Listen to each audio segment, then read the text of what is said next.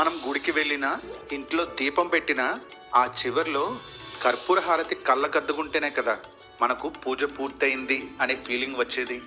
కానీ అసలు పూజ చివర్లోనే హారతి ఎందుకు ఇస్తారో ఎప్పుడైనా ఆలోచించారా? అంతేకాదు, దేవుడికి హారతిని ఎన్నిసార్లు తిప్పాలో తెలుసా? తెలియకుండా మనం చేసే తప్పులకు దేవుడు మనల్ని క్షమించాలంటే ఏ శ్లోకం చదవాలో ఈ వీడియోలో క్లియర్గా తెలుసుకుందాం.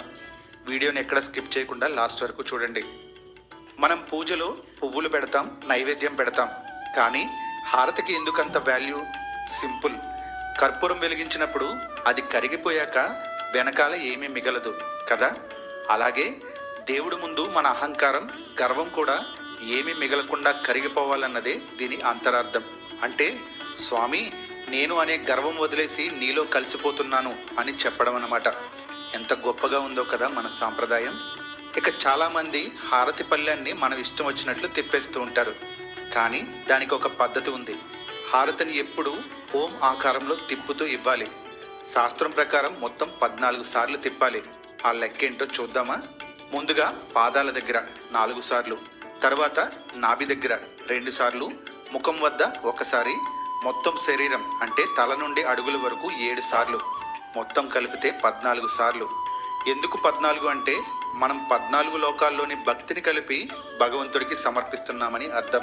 ఇక మనం పక్కాగా పూజ చేయాలని అనుకుంటాం, కానీ మధ్యలో ఫోన్ రింగ్ అవ్వడము, మంత్రం మర్చిపోవడము జరుగుతూనే ఉంటుంది కదా. ఇలాంటి పొరపాట్లను దేవుడు మనస్ఫూర్తిగా క్షమించాలంటే పూజ చివర్లో ఈ శ్లోకాన్ని చదవండి. మంత్రహీనం క్రియాహీనం భక్తిహీనం జనార్దన యత్పూజితం మయాదేవ పరిపూర్ణం తదాస్తుమే. అంటే దీని అర్థం ఏంటంటే, స్వామి, నాకు మంత్రాలు రావు, పూజా పద్ధతులు తెలియవు, నా భక్తిలో కూడా ఏవైనా లోపాలు ఉండొచ్చు, కానీ నేను చేసిన ఈ చిన్ని పూజను నీ మీద ప్రేమతో చేశాను, కాబట్టి దయతో స్వీకరించి నన్ను ఆశీర్వదించు అని అర్థించడం. చూసారుగా మన నిత్య పూజలో ఎన్ని విశేషాలు ఉన్నాయో.